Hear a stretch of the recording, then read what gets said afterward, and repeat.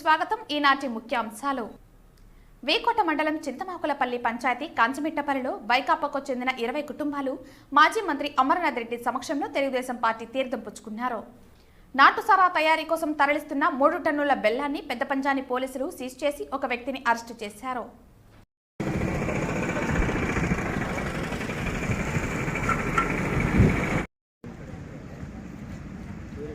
స్థానిక సీఐ కృష్ణమోహన్ కథనం మేరకు పెద్దపంజాని మండలానికి చెందిన మల్లికార్జున ఇంటి వద్ద నాటుసారా కాస్తున్నారనే సమాచారం రావడంతో అక్కడికి వెళ్లిన పోలీసులకు అమ్మకానికి సిద్ధంగా ఉన్న 10 లీటర్ల నాటుసారాతో పాటు 3 టన్నుల బెల్లం దొరికిందన్నారు.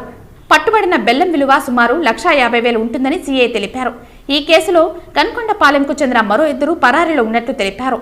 వారిని కూడా త్వరలో అరెస్టు చేస్తామని ముద్దాయిని రిమాండ్ నిమిత్తం కోర్టుకు తరలించారు.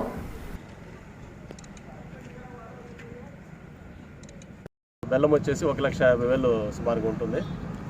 ఒక 10 లీటర్ల క్యాన్, 10 లీటర్ల నాటు సారాయి కూడా ఉంది.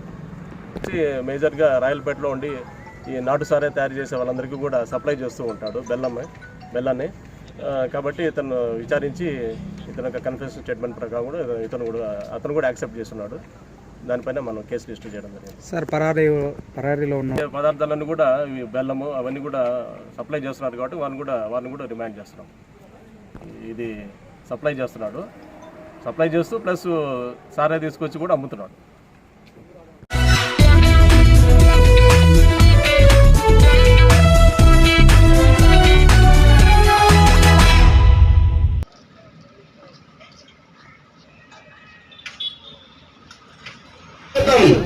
అదేవిధంగా చింతమాకులపల్లి గ్రామ పంచాయతీ తెలుగుదేశం ఈ సందర్భంగా ఆయన పార్టీలో చేరిన వారికి కండువా వేసి సాదరంగా ఆహ్వానించారు. అనంతరం రాష్ట్రంలో నెలకొన్న పరిస్థితులను ఆయన వివరిస్తూ యువత రాజకీయాల్లోకి రావాలని పిలుపునిచ్చారు. ఈ కార్యక్రమంలో మండల పార్టీ సీనియర్ నాయకులు తదితరులు పాల్గొన్నారు.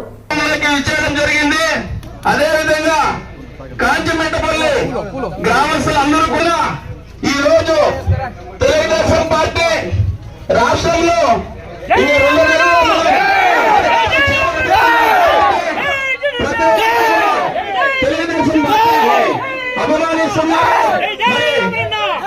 వైఎస్ఆర్సీపీని వీడి ప్రతి ఒక్కరు కూడా మన తెలుగుదేశం పార్టీలోకి వచ్చేందుకు ప్రతి ఒక్కరు కూడా సుముఖం చూపిస్తున్నారు. కాబట్టి రాష్ట్రమంతా కూడా తెలుగుదేశం ప్రభంజనం చేస్తున్నారు. కాబట్టి ఈ కార్యక్రమాన్ని అందరూ కూడా విజయవంతం చేయాలని మరి కోరుకుంటున్నాము.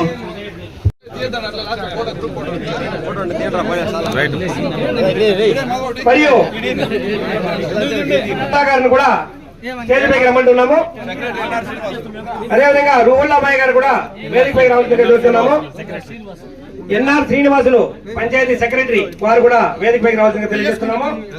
అదేవిధంగా నెస్కో డైరెక్టర్ మాజీ గంటప్ప గౌడ్ గారు కూడా వేదికపై రావాలని తెలియజేస్తున్నాము.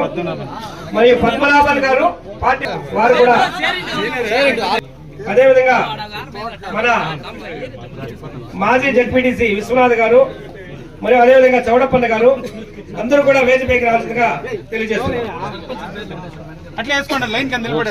అదేవిధంగా మండపల్లి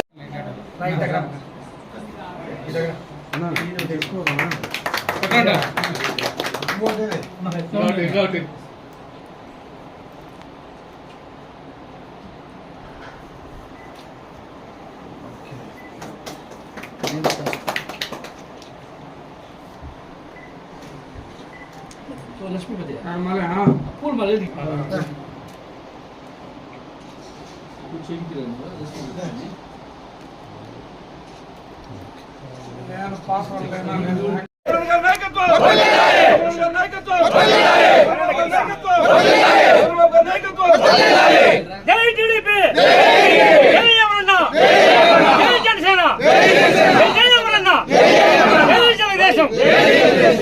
ఆయన ముందుకు పంపించారు.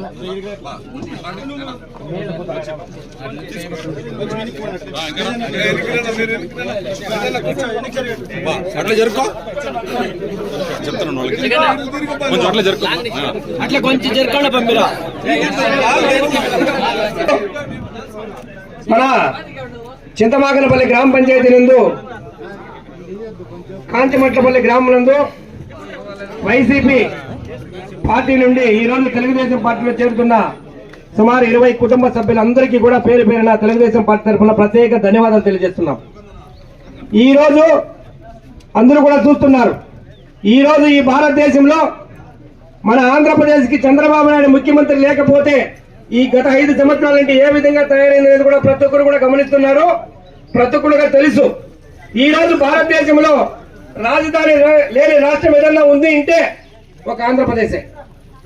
ఇదే విధంగా మరీ జగన్మోహన్ రెడ్డి వస్తే గ్రామాలు కానీ ఊర్లో ఉన్న భూములు పాసుబుక్కులు కానీ గ్రామానికి సంబంధించిన రోడ్లు కానీ మొత్తం కూడా వాళ్ళు ల్యాండ్ వాళ్ళు చేసుకుంటారు అనేది కూడా ఇప్పుడు కట్టు తెలుస్తా ఉంది. ఎందుకంటే ఈ రోజు భూమి పాసుబుక్ మన అబ్బా మన తాత సంపాదించిన బుక్కుల్లో ఈ రోజు ముఖ్యమంత్రి గారి ఫోటో వేస్తున్నారు.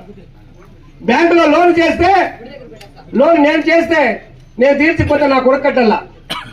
ఈ రోజు ఆ లోన్ తీసుకొని నువ్వు ₹1,00,000 తీసుకుంటే లోను జగన్మోహన్ రెడ్డి గారు ఆ బుక్ పెట్టి మళ్ళీ ఇంకో ₹1,00,000 తీసుకుంటాడు, 2 లక్షలు అవుతుంది. ఆపోతే ఎవరు కట్టాలా? కట్టాల్సింది మనమే. ఈ విధంగా ఈ రోజు ఎందుకు చెప్తున్నానంటే ఈ రోజు సచివాలయానికి ఆ భూములు ఇచ్చిన రైతులు అమరావతిలో 35,000 మంది రైతులు భూములు ఇచ్చి ఈ రోజు 35,000 ఎకరాల సెక్రటరియట్ కడితే దాన్ని చంద్రబాబు నాయుడు కట్టితే దానికి కూడా ₹350 కోట్ల ఈ రోజు లోన్ తాకట్టు పెట్టి తీసుకోవాలంటే ఏ విధంగా ఉందో ప్రతి ఒక్కరు కూడా ఆలోచించేయాలి. ఈరోజు కాంచిమెట్టపల్లి గ్రామంలో నవీన్ రెడ్డి గారి ఆధ్వర్యంలో ఇంతమంది యువకులు తెలుగుదేశం పార్టీలోకి రావడం నిజంగా కూడా చాలా శుభసూచకం. ఎందుకంటే నేను 2008 నుంచి ఈ గ్రామ పంచాయతీలో ఇంటింటికి తిరిగిన, ఎన్ని ఎలక్షన్లో వచ్చినా ఎప్పుడు వచ్చినా కాంచిమెట్టపల్లి అయితే నేను మనుషులు సరిగా చూడలే. ఏ రోజు వచ్చినా ఈ గ్రామంలో ఇంత ఉత్సాహంగా ఈరోజు గ్రామం నడిబొడ్డున ఇంత పెద్ద సమావేశం గత 12-15 సంవత్సరాలుగా ఎప్పుడు చూడలే.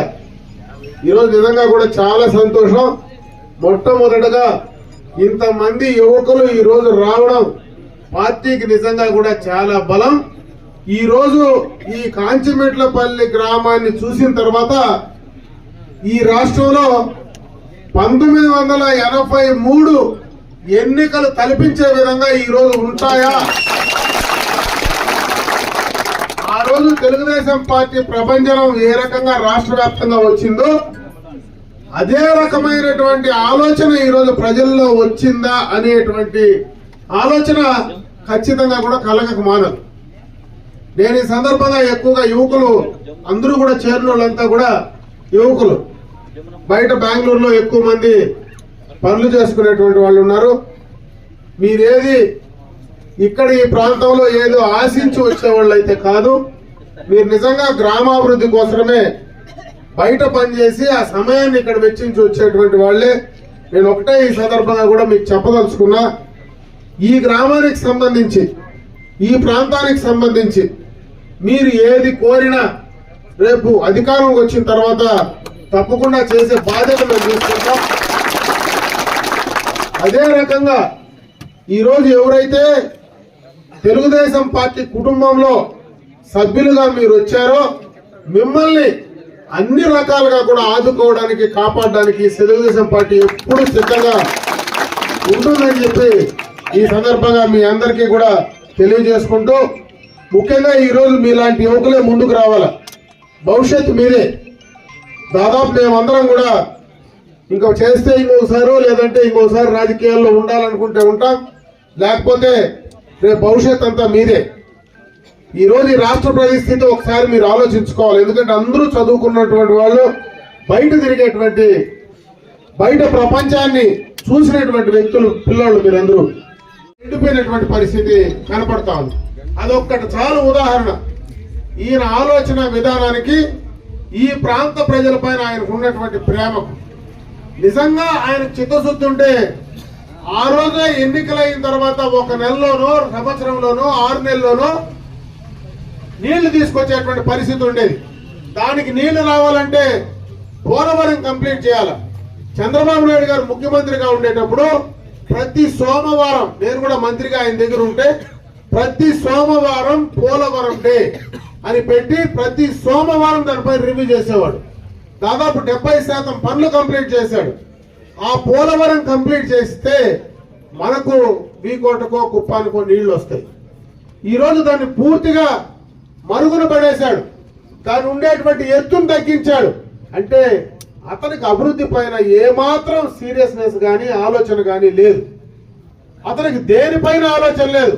కనీసం కుటుంబ సభ్యుల పైన కూడా ఆలోచన లేని వ్యక్తి ఎవరైనా ఉంటారనేది ఒకసారి ఆలోచించాలి. ఈరోజు పేపర్లో చూసింటారు మీరు, 2 చెల్లెళ్ళు, వాళ్ళ చిన్నాయన కూతురు, ఆయన సొంత చెల్లెలు, 2 చెల్లెళ్ళు మాట్లాడేటువంటి మాటలు వింటే నిజంగా ఆలోచన కలిగినోడు, జ్ఞానం ఉన్నోడు ఎవడైనా ఈ రాష్ట్రంలో జగన్ కొట్టేస్తారా?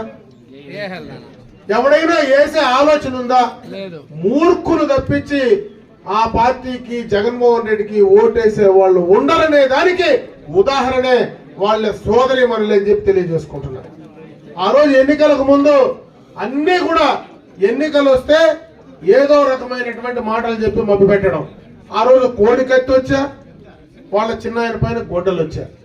ఆ రెండింటిని పెట్టుకొని ఎన్నికలకు పోయినటువంటి వ్యక్తి ఈ 4.5 సంవత్సరంలో కనీసం సొంత చిన్నాయన పైన మర్డర్ జరిగితే, హత్య జరిగితే దాన్ని గురించి ఆలోచించలేనటువంటి వ్యక్తి దానికి చేసినటువంటి హంతకుల్ని కాపాడే ప్రయత్నం చేస్తున్నాడని సొంత సోదరి చెల్లెళ్ళు ఆయన పైన చెప్తా ఉంటే దానిపైన ఆయనకు ఆలోచన లేని వ్యక్తి ఈ రాష్ట్రం పైన నా అక్కలు, నా చెల్లెళ్ళు, నా బీసీలు, నా ఎస్సీలు, నా ఎస్టీలు అని మాట్లాడితే అతను మాట్లాడుతూ ఉంటే నవ్వాలనో ఏడవాలనో తెలియదు. నిజంగా ఏడుస్తా ఉన్నాడా, నవ్వుతా ఉన్నాడా తెలియనటువంటి పరిస్థితి జగన్మోహన్ రెడ్డి ముఖంలోనే ఉంటుంది.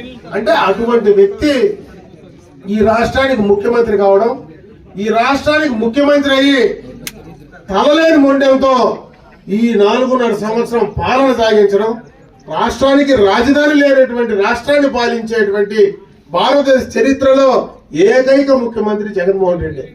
అంటే ఇంత దౌర్భాగ్యమైనటువంటి ఆలోచన. నేను రాష్ట్రానికి 3 రాజధానులు అన్నాడు మొన్నటి దాకా. మొన్న వచ్చి వైజాగ్ లో పోయి వైజాగ్ లో రాజధానిగా పెట్టుకుంటే నేను ఇక్కడే ఉంటానంట.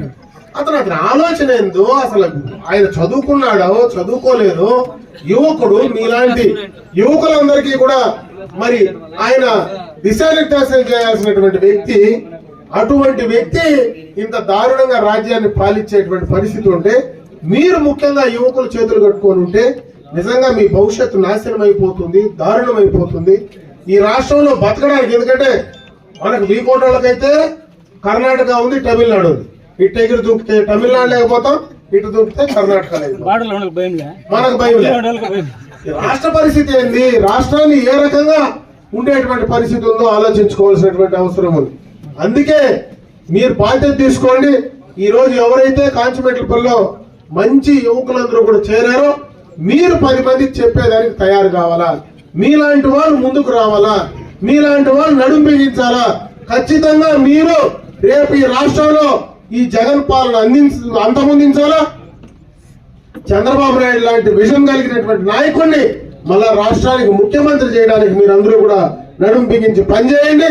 ఖచ్చితంగా మీ అందరికీ కూడా ఈ ప్రాంతంలో మేము పనిచేయడానికి సిద్ధంగా ఉంటామని చెప్పి మరొకసారి కాంచిపెట్టుపల్లిలో ఉండేటువంటి ప్రతి ఒక్కరికి కూడా తెలియజేసుకుంటూ సెలవు తీసుకున్నా. జై హింద్.